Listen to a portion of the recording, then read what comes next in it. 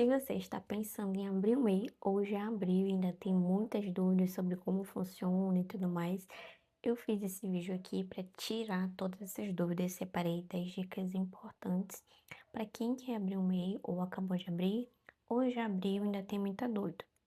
Muito prazer, meu nome é Eve França. Por aqui eu vou falar sobre MEI, ME, abertura de empresa, desenquadramento de MEI, impostos, empreendedorismo no geral e muitos outros assuntos que são de importância para você que empreende, sem usar termos difíceis ou ficar usando termos contábeis que ninguém entende. Eu separei aqui 10 dicas importantes para você saber antes de abrir um MEI, ou caso você já tenha aberto, 10 informações que você tem que ter aí com você.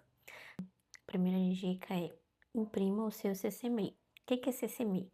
É uma certidão, um comprovante que a gente chama, o nome completo dele é Certificado de Condição do MEI. Nele vem contendo várias informações, como o CNPJ, o endereço, as atividades que aquele MEI vai executar e muitas outras informações. Então, quando você abrir a primeira coisa, né, depois que você finaliza ali a abertura, ele já aparece essa opção. Então, é importante que você guarde, porque para futuras, se você pretende participar de licitação, pretende fazer contratos com outras empresas, muitas vezes eles podem pedir esse certificado. Então, é importante que você tenha guardado e ele é impresso assim que você abre o MEI. E para você já começar com o MEI organizado, eu recomendo você abrir uma pasta no Google Drive ou no seu computador com o nome arquivos, nome documentos do MEI e já deixá-la salvo caso precise, você já tem de fácil acesso. E a dica número 2 é você descobrir se precisa de uma inscrição estadual ou uma inscrição municipal. E qual é a diferença? A inscrição estadual é para os MEIs que vão ser do comércio ou da indústria, ou seja, aqueles que vão vender algo. A inscrição municipal é para quem é da prestação de serviço. Então, dependendo das atividades que você for executar, você vai precisar de uma ou de outra. A inscrição estadual, ela vai variar de estado para estado. Tem umas que você pode solicitar de forma mais rápida, outras demora mais. Tem que entrar na Cefaz do seu estado para saber como é que funciona. Sobre a inscrição municipal, em alguns municípios, já pensou, aqui no Brasil tem mais de 5.000 municípios. Alguns municípios ela é emitida de forma automática, assim que você abre o seu MEI, outras não. Então tem que verificar junto à prefeitura do seu município, porque você não vai conseguir emitir suas notas de serviço sem a sua inscrição municipal e você não vai conseguir emitir nota de venda se você não tiver a inscrição estadual. Então é importante você verificar se vai precisar ou não e como é que funciona, né, em relação a essa solicitação. Número 3. Vez ou outra eu posso estar olhando para cá porque eu fiz uma colinha aqui para falar tudo bem direitinho. A dica número 3 é você verificar se precisa de alvará ou de alguma licença. No geral, o MEI não precisa, tá bom? Mas isso varia muito de acordo com seu estado, seu município. Alguns locais podem pedir, principalmente se for algo que está relacionado à questão de segurança ou à questão de alimentação. Em regra geral, o MEI não precisa, mas alguns municípios podem solicitar. Então, não é porque você é MEI que você está isento de tudo isso. Tem que verificar junto ao seu município ou ao seu estado. A dica número 4. Aprenda a emitir o seu PG-10. O que é o PG-10? É a sua guia de imposto mensal. Eu vou estar olhando aqui para falar o valor bem correto, mas como é que funciona a questão de valores?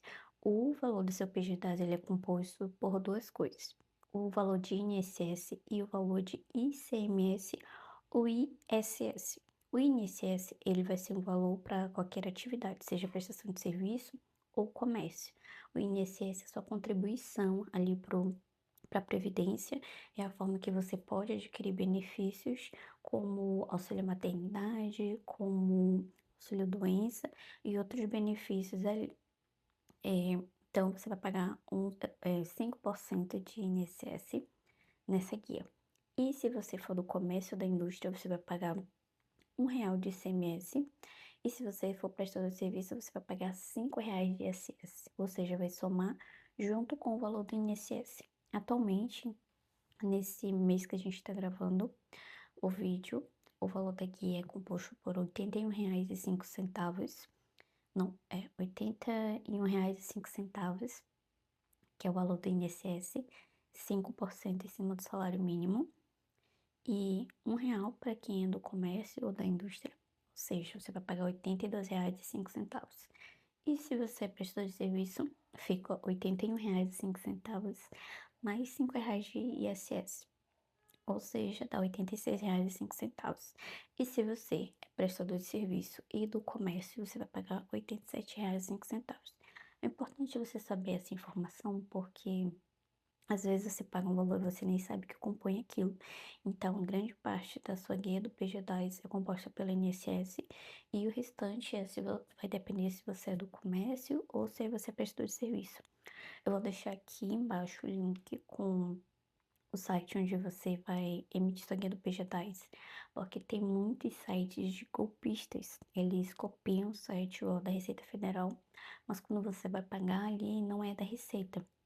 Às vezes tem só a opção de boleto, ou tem outro CNPJ que não tem nada a ver com a Receita. Então, desde hoje eu quero deixar esse alerta aqui, que essa guia do PG10, ela só pode ser emitida dentro do site da Receita Federal e o destinatário também tem que ser Receita Federal. Então, desde já, quero deixar vocês de sobreaviso. Informação importante sobre o PG10. Mesmo se você não faturar, você vai precisar pagar sua guia. Muita gente se engana pensando que, não faturei, não emiti nota, não vou pagar minha guia. Isso é a maior cilada que você pode cair, tá bom? Porque você não paga, fica acumulando e quando vê tá com débito enorme. Então, independente se você faturou R$ 0 ou R$ 10.000 naquele mês, você precisa pagar a sua guia do PG10. Dica número 5. Não misture dinheiro da sua conta pessoal com a da empresa. O MEI, ele não é obrigado a ter uma conta pessoa jurídica, né? Uma conta bancária. Ele pode usar uma conta pessoa física para as coisas relacionadas ao MEI. Porém, o que acontece com a grande maioria? Mistura tudo. Paga o fornecedor, paga o mercado, paga a feira, coloca recarga no celular, enfim, faz N coisas que são da sua vida pessoal no seu MEI. Eu sei que você trabalha para você, né, pagar suas contas pessoais, porém precisa ver uma separação. O que eu recomendo geralmente para os clientes que são MEI e para empresa de porte maior, que é obrigatório ter conta PJ. Centralize tudo numa única conta. E, por exemplo, o MEI, você vai pegar ali uma conta que você já tem e colocar todas as coisas da empresa lá. Tudo que entra, você já sabe que é receita da empresa e você vai pagar só despesas da empresa nessa conta. Nada de ficar pagando coisas pessoais. Daí depois você transfere o dinheiro para outra conta e utiliza lá. Porque senão sempre vai ser uma bagunça e você nunca vai conseguir ver o que realmente é lucro, porque tem várias despesas que não tem nada a ver com a empresa, e quando você vê, você pensa que tá faturando de fato, mas você não consegue enxergar lucro porque você nunca fez essa separação aí do que é da empresa e do que é da pessoa física. Então, assim, essa dica de ouro, tá bom?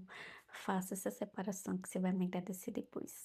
Dica número 6: controle o seu faturamento. Sim, tem gente que pensa, eu vou faturar, faturar, faturar e ninguém vai saber que eu tô faturando mais além do limite. O MEI, ele tem um limite de faturamento. Esse limite é R$ 81.000 por ano. Não se dá uma média de 6.750 por mês, mas não significa que você vai faturar todo mês esse valor certinho. A gente sabe que quem empreende tem mês que você vai faturar mais, tem mês que você vai faturar menos, mas qual é a condição do faturamento? É que durante um ano você não ultrapasse aquele limite de 81.000. E como é que a Receita ela consegue saber se você faturou mais ou não? Hoje em dia, pelas maquininhas de cartão, é uma das formas que a Receita descobre. Porém, o que que eu sempre recomendo? Tá perto de chegar do limite, já procura uma contabilidade para fazer o desenquadramento. Que o que que é o desenquadramento? É você sair da condição de MEI para uma empresa de porte maior que pode faturar mais. Em regra geral é isso, é claro que tem outras coisas. Porém, muita gente não faz controle de nada, não sabe quanto entra por semana, por mês. E quando vê ali já ultrapassou faz tempo o limite do MEI e nem sabe. Então, use uma planilha, vou colocar um link aqui, que é uma planilha gratuita que eu fiz, você pode baixar pelo Google Drive E você consegue fazer um controle bem simples, é só colocar entrada e saída de coisas da empresa. Lá você consegue ver se você está tendo lucro ou prejuízo. Tentei deixar de uma forma bem simples para que você consiga utilizar. A gente sabe que na correria de vezes é difícil fazer, porém, nem que seja semanal, você preencher ali, porque senão você vai ficar, meu Deus, quanto, para quem foi esses R$ 10 que eu paguei pro ciclano, pro fulano de tal? Então, quando você faz o controle ali diário, semanal, é mais fácil para você ter esse controle do seu faturamento. A dica número 7: entenda quando você precisa emitir nota fiscal. Ele é obrigado a emitir nota para pessoa jurídica, ou seja, para empresas. Se você está fazendo serviço, vendendo alguma coisa para o seu vizinho, para alguma pessoa física, você não é obrigado a emitir nota, a não ser que essa pessoa física lhe peça. Aí você tem que emitir. Mas no geral, para pessoa física não é obrigado, mas para pessoa jurídica sim, né? Quando você emite para outras empresas, você precisa emitir nota. Ah, mas a pessoa não me pediu, eu tenho que emitir? Sim, porque essa é uma das obrigações do MEI. Quando ele presta um serviço, vende para uma pessoa jurídica, ele tem que emitir nota. Então, tem gente que pensa que o MEI não é obrigado a emitir nota. Ele é obrigado a emitir quando ele presta serviço ou vende para uma pessoa jurídica. Uma coisa que acontece muito é você vai prestar serviço para empresas, às vezes empresa grande, aí a empresa pede a nota fiscal, aí o MEI não sabe nem para onde vai, porque não se informou, não sabe, e aí tem que fazer cadastro na Cefaz, às vezes tem Cefaz que demora, né, às vezes precisa emitir nota lá na prefeitura, agora não, é tudo no portal nacional, né, que a gente emite, mas é toda uma dificuldade que a pessoa encontra porque ela não sabia da informação. Então, tenha em mente, prestou serviço, vendeu para empresa, emite nota. Para pessoa física não, a não ser que o cliente peça.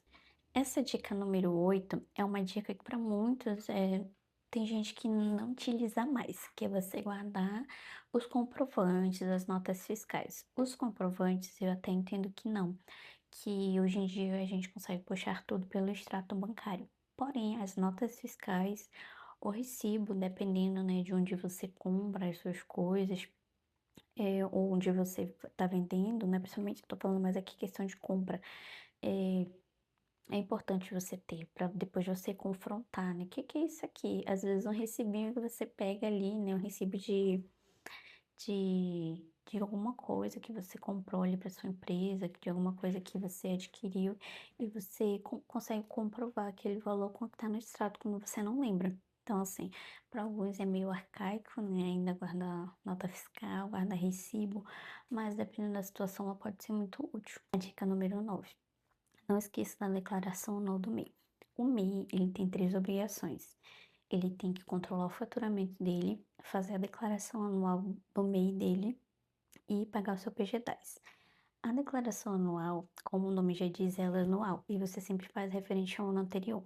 Por exemplo, se você abrir o MEI esse ano de 2026, não precisa fazer a declaração ainda, você vai fazer em 2027. Mas caso você tenha aberto de 2025 para trás, precisa fazer todo ano. E o que é essa declaração anual? Você vai informar lá quanto que você faturou naquele ano de 2025. Por isso que é importante você ter o controle. O que sempre acontece, o mês chega, quer fazer a declaração anual, quanto que você faturou? Não sei. Eu pergunto, mas tem nenhuma média? Não, não sei. Aí pergunta se tem os estranhos e tudo mais. Ah, não consigo e tal, coloca uma dificuldade. E não tem planilha, não tem nada controlado. Eu falo que não existe uma forma certa, não é a planilha, não é o caderno, não é o aplicativo do banco, um aplicativo, né, de controle financeiro. Não existe o mais correto, existe aquele que você mais se adequa. Então, por isso que é importante você fazer esse controle para quando chegar o período da declaração, você informar os valores corretamente. E a dica número 10: entenda que o MEI, ele não é a mesma coisa que pessoa física. Apesar do nome ali ser microempreendedor individual, o que você faz no MEI não te isenta das obrigações da pessoa física. Por exemplo, não é porque você é MEI que você não vai fazer a declaração de imposto de renda, ou não é porque você é MEI que você é obrigado a fazer, entendeu? São coisas diferentes. Então, Para você fazer a declaração do imposto de renda da pessoa física, tem as condições, tem que ver ali se faturou acima do limite e tudo mais. Tem vários detalhes, então assim, não confunda as coisas, né? Ah, porque eu sou meio, vou centralizar tudo aqui na minha conta de pessoa física, eu vou misturar as coisas. Não é assim que funciona. Você é uma empresa, não deixa de ser uma empresa. O MEI, ele é um empreendedor, ele tem que fazer o seu controle, ele tem que fazer a separação do que é ali coisas da empresa e o que são coisas da pessoa física. Uma coisa que o pessoal confunde muito é a declaração anual do MEI com a declaração de imposto de renda. São coisas diferentes. A declaração anual do MEI você é obrigado a enviar, mesmo que você não tenha faturado nada naquele ano anterior, você tem que enviar e informar ali com o valor zerado. E a declaração do imposto de renda, que é da pessoa física, você só faz se você estiver na condição ali, né? Se você receber o valor acima ali do limite que é estipulado. E uma dica bônus que eu vou dar aqui é que cuidado com as dívidas do MEI. Eu sei que parece ser meio clichê, talvez você já tenha ouvido outros contadores falando disso, porém o que acontece muito, a pessoa chega até mim toda enrolada por conta dos débitos do MEI. E como é que começa? A pessoa não paga ou parou de utilizar ali o MEI por algum motivo e deixa lá, não dá baixa. Se você não vai mais utilizar o MEI, dê baixa, porque a dívida continua. Se você não pagar, vai ficando, né, vai gerando débito do mês, do outro, vai somando. E cada mês que passa em atraso tem juros e multa. Então, cada mês fica maior aquele valor. Por exemplo, o valor da sua guia é R$ 87. Você não pagou desde janeiro. Agora já tá uma bola de neve. Então, assim, tome muito cuidado, não é porque é MEI que você vai ignorar o débito, vai deixar pra lá, vai pensar que a Receita vai perdoar, não vai, tá? O seu nome vai pra dívida ativa, muitas vezes essa dívida é protestada em cartório, então, assim, não deixe virar uma bola de neve. O MEI, eu costumo dizer que ele é tão simples, mas às vezes as pessoas dificultam, e quando ela vê, às vezes por causa de uma falta de controle, por uma questão assim, só deixei pra lá. E quando viu, aconteceu de o débito tá enorme, ter que parcelar, e você adquire uma dívida que você poderia não ter. Então, essa é a minha dica bônus. Então, aqui, só recapitulando, né? Se você abrir o MEI, não para ali só no CC MEI, só abre o CNPJ. Não, né? Tenha o controle financeiro, saiba emitir o seu PGDAS, controle ali as suas notas fiscais, guarde os documentos, né? Tudo que eu falei do início até agora, tenha isso em mente. Se você fizer tudo isso que eu falei, você vai ser um meio de sucesso. E a chance de você crescer e virar uma empresa de porte maior é muito grande. Então, esse foi o nosso primeiro vídeo aqui. Se vocês tiverem sugestões de conteúdos que vocês queiram sobre MEI ou outros assuntos relacionados a isso, podem deixar aqui nos comentários.